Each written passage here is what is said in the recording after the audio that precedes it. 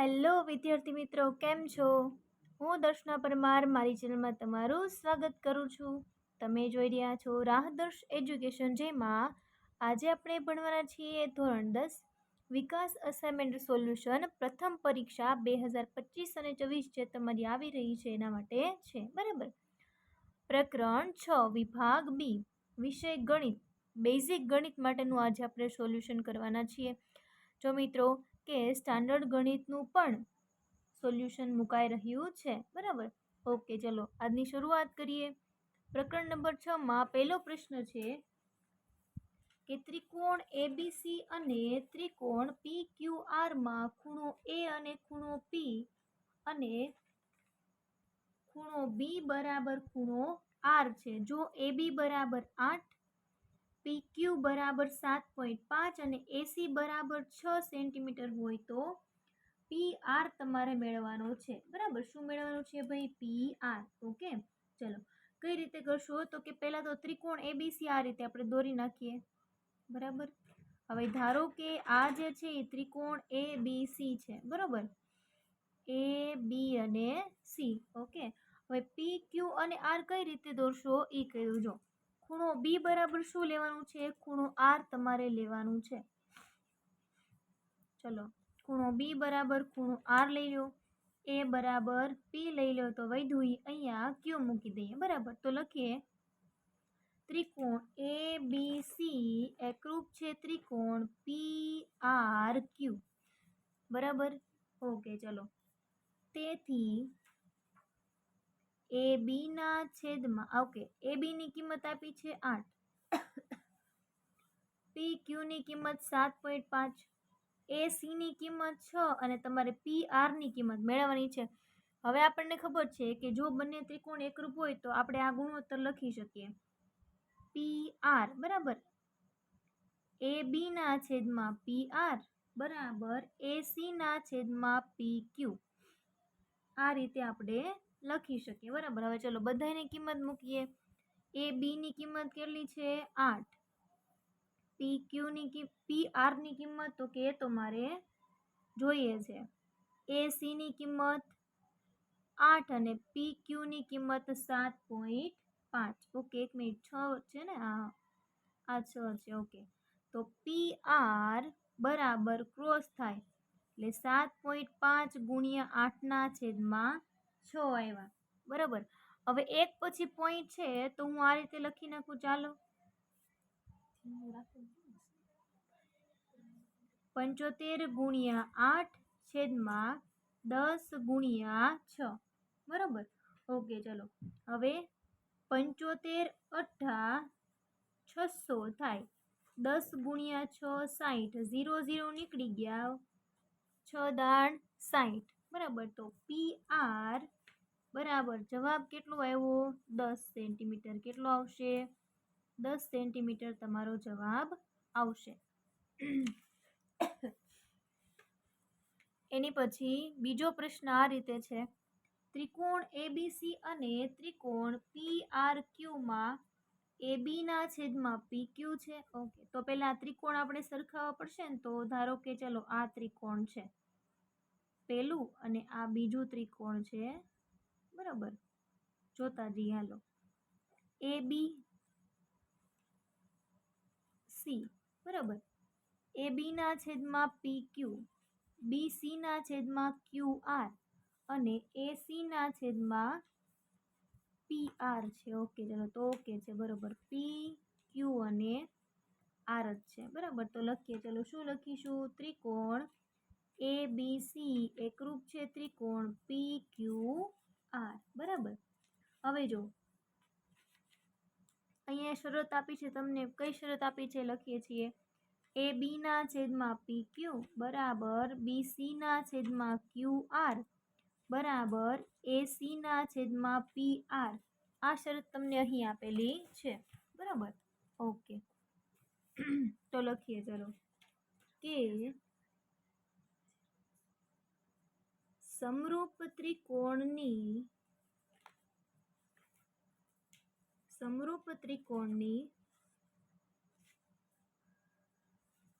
અનુરૂપ બાજુઓનો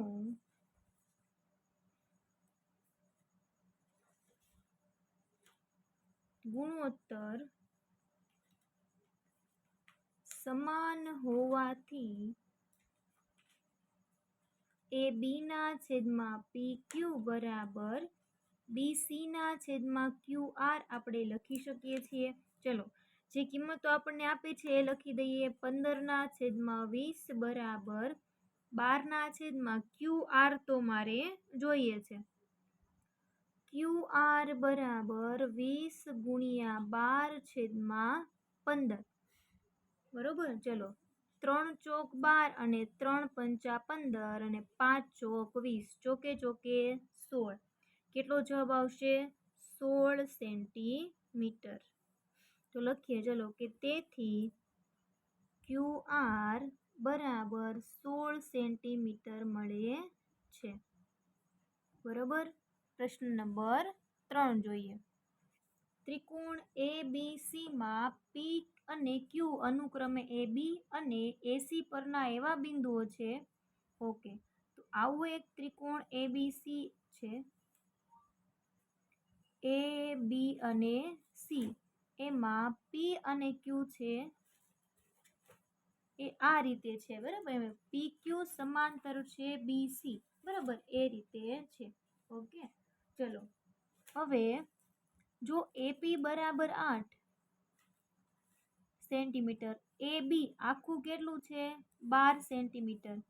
પછી AC બરાબર 18 હોય તો AQ આટલું તમારે મેળવવાનું છે. બરાબર. હવે જો કોઈ રેખા ત્રિકોણની બે બાજુઓનું સમાન ભાગમાં ગુણોત્તરમાં વિભાજન કરે ને તો તે રેખા ત્રીજી બાજુને સમાંતર હોય છે. તેથી અહીંયા તમને આપેલું છે કે PQ સમાંતર છે BC. બરાબર. તેથી આપણે એક આ રીતે ગુણોત્તર લખી શકીએ. આ રીતે PE ના છેદમાં EQ. એક મિનિટ.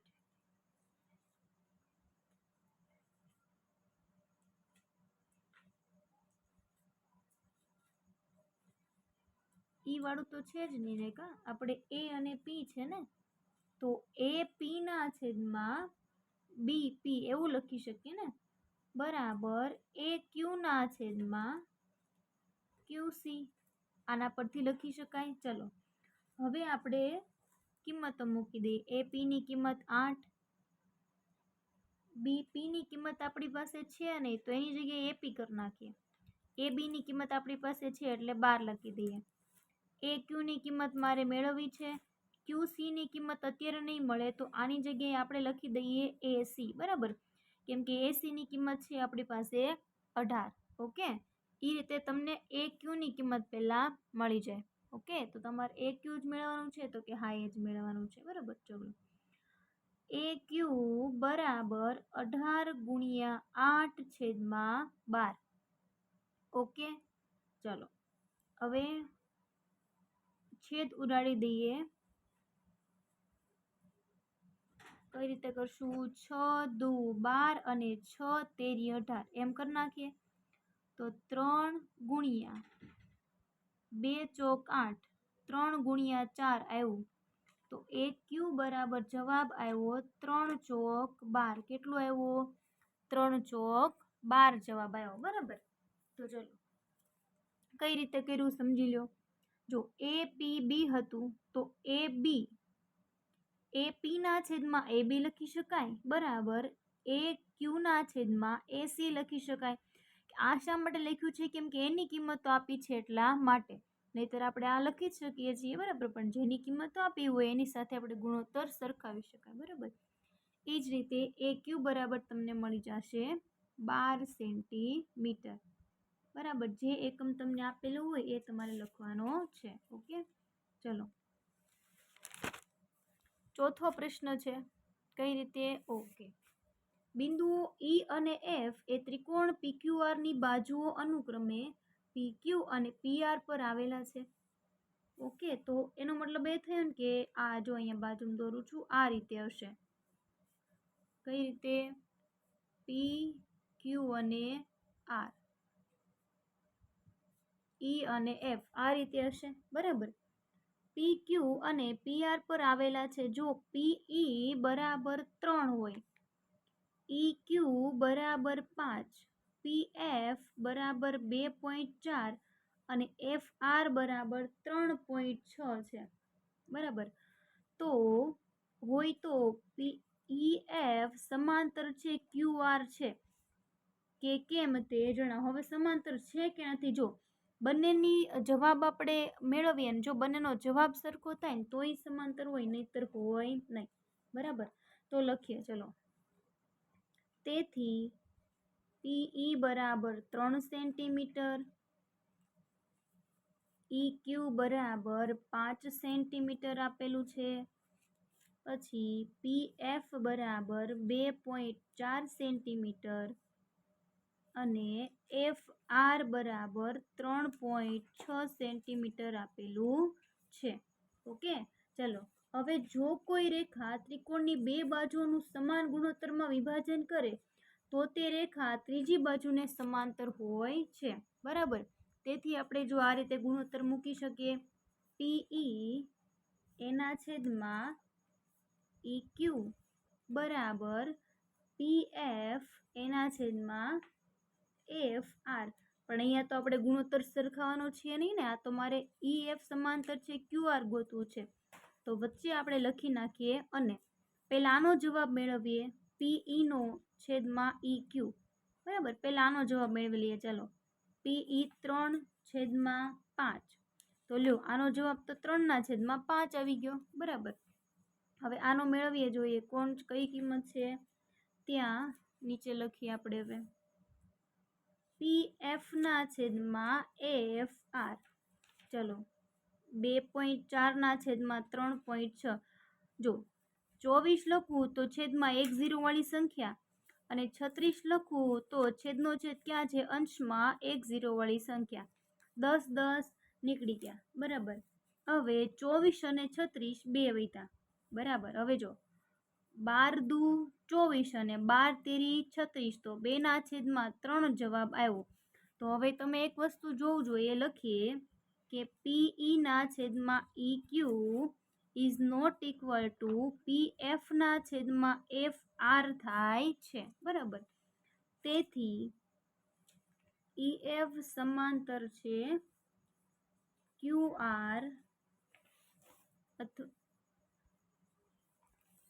નથી, અથવા તમે એમ પણ લખી શકો કે તેથી EF એ QR ને સમાંતર નથી. તમે આમ પણ લખી શકો છો, બરાબર. એની પછી પ્રશ્ન નંબર 5, આ આપણો છેલ્લો પ્રશ્ન, બરાબર. ચલો. ત્રિકોણ ABC અને ત્રિકોણ XZY સરખા છે.